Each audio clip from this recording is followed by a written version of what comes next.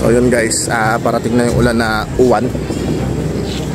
Maghanda na kaming mag-pack up kasi nakadatnan kami, magtali na rin kami nito. Ano si Pare Roma, si Bro Roma, mag-aayos na ng bike. Nag-uumpisa na rin umulan.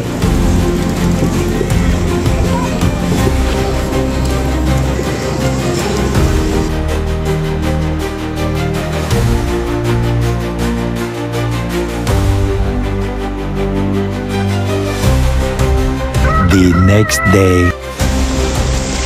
So guys, time check 12:35. Bumubugso ang hangin at ulan, bugyong uwan.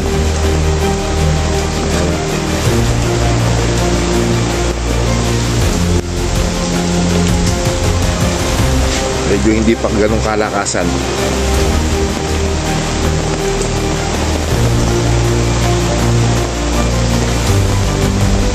Meron pa mga tao. Anong masasabi mo? Malas, naulan na naman. Yun lang? Yun lang. Bakit na walang kwenta? Sabi ka, Guys, anong guys? Anong masasabi mo sa bagyong uwan? sana mamatay ng gobyerno. Walang buhay yun. Anong mapapayo mo sa mga sa mga kasama nating paghahanda para sa ulan? Sana ang gobyerno mabigyan ng workouts. Ano? Mabigyan ng Pira. pira. Para hindi na makagutom yung mga taong bayan. Good. O sa mga kamag-anak mo sa Visayas, ano masasabi mo? Sana mag-iingat kayo dyan sa Baguio. Yun lang. Sanang lumakas. Sana mawala na agad kapasok pa lang. Tamaan sa Sierra Madre yung bagyo. At salbag-salbag. Update ko na lang kayo mamaya ulit guys.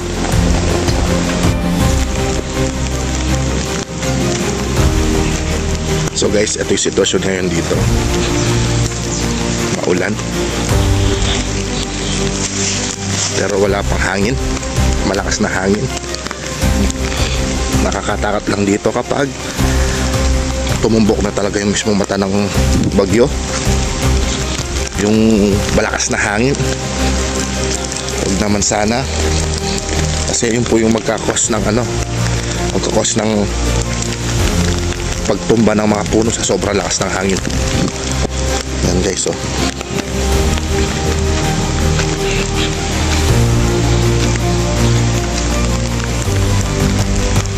Maulan. Sana biglang humina yung bagyong uwan para wala siyang matamong malaking damage sa Pilipinas. Kaya kayong mga nasa bahay o sa may trabaho, lagi kayo mag-iingat at laging maghanda. Mimingat ko po mga kabalin. Den tropang paksiken, manyamang kanyan. Paksi. Stipo tomu kembale. Oreng kaiken, tropa ko siman. Mimingat kayo. Bota. Ing sikanahalon. Sa bagay makadako na ko manata. Sa mimingat koked. Love you all guys. Mama chup chup.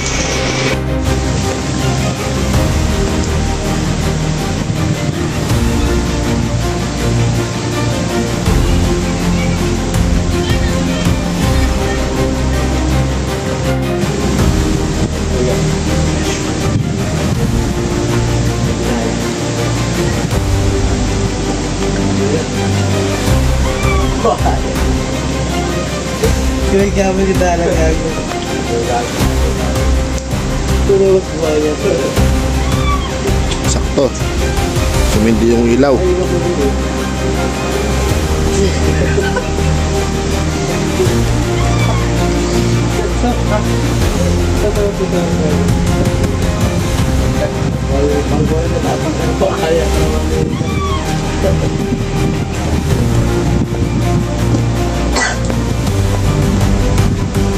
Dati pa lang.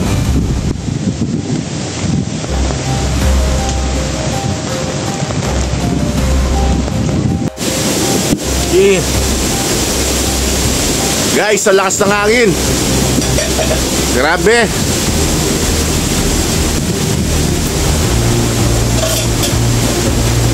Nasa 7:15 pa lang tayo. Mga nasa 10 PM pa lang papasok talaga yung mismong buong buong bagyo. Pero ngayon pa lang malakas na sobra yung hangin, guys. Kaya kayong mga sa bahay dyan, huwag na kayong lalabas. Yung mga nasa trabaho dyan, yung mga are, dyan na lang kayo muna sa trabaho nyo para iwas disgrasya. Yung mga lumilipad na bagay o kaya yung pagbuhos ng ulan, nakikita nyo mga ibang lugar. Kaya sa inyo, team bahay, lagi lang kayo mag-pray, tsaka lagi maghahanda. Sa mga nagtatrabaho dyan, keep safe sa pag-uwi nyo. Sobrang lakas ng hangin, guys.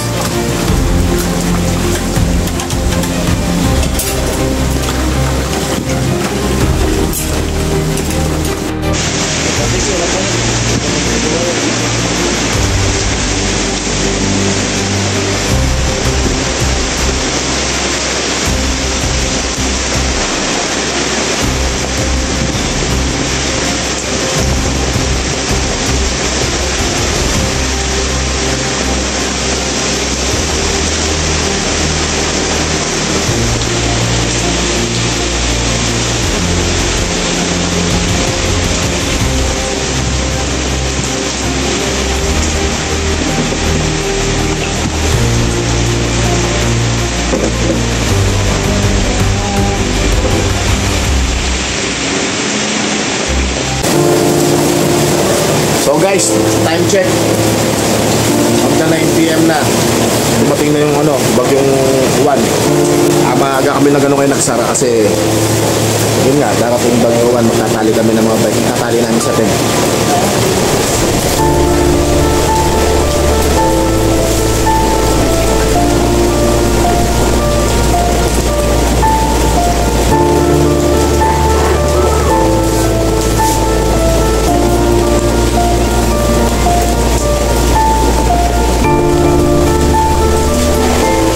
Guys, kayong mga nandiyan sa iba't ibang lugar, lalo na sa Pampanga, nandun kasi yung mga pamilya ko mag-ingat-ingat kayo, mag-ingat po kayo at laging mag-pray kayo sa taas. Hindi natin alam kung ano mangyayari sa sitwasyon na dating yung bagong Juan. Wala tayong magagawa Marap ng mga mayayaman na sa gobyerno yung project para sa kalamidad, para makasurvive sa kalamidad. Marap ng mga utangin ng mga yan. Wala silang problema, nasa maayos silang kalagayan. Kapayaman lang yung mga mahirap sa baba, kawawa. Madalangin lang sa taas ang dyan, tsaka diskarte at laging paghahanda. Keep safe and laging pray lang sa God.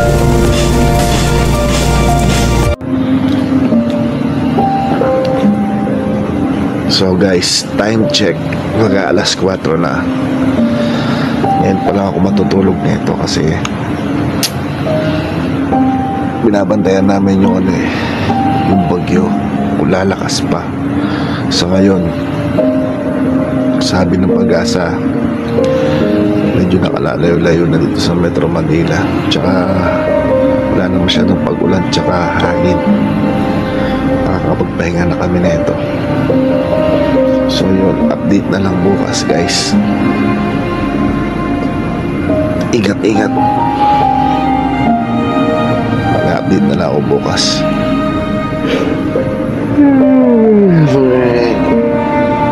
Sana makalabasan ng tuluyan ng bagyong Juan. Good night. So what's up, guys? Yan, kita nyo na yung panahon. Maliwalas na. Salamat sa Sierra Madre. Siya ang nagligtas sa atin ngayon. Kasi doon bumangga ang bagyong Juan. Kabangga niya doon, yung mata ng bagyo nawala. So ngayon ito na lang ay buntot na lang, paambon-ambon yan, kita nyo ito, medyo paaraw na. Kaya thank you Lord, salamat, hindi niya kami pinababayaan. Ano masasabi mo? Masasabi mo? Dahil sa Sierra Madre bumangga yung ulan. Thank you. Hindi lumakas yung bagyo. Ayun na lang. So lagi tayo magpe-pray. At yung mga mayayaman dyan, huwag yung sisiyain na Sierra Madre. Dahil pag nawala yan, putang ina nyo, sana kayo mabaha. Goodbye.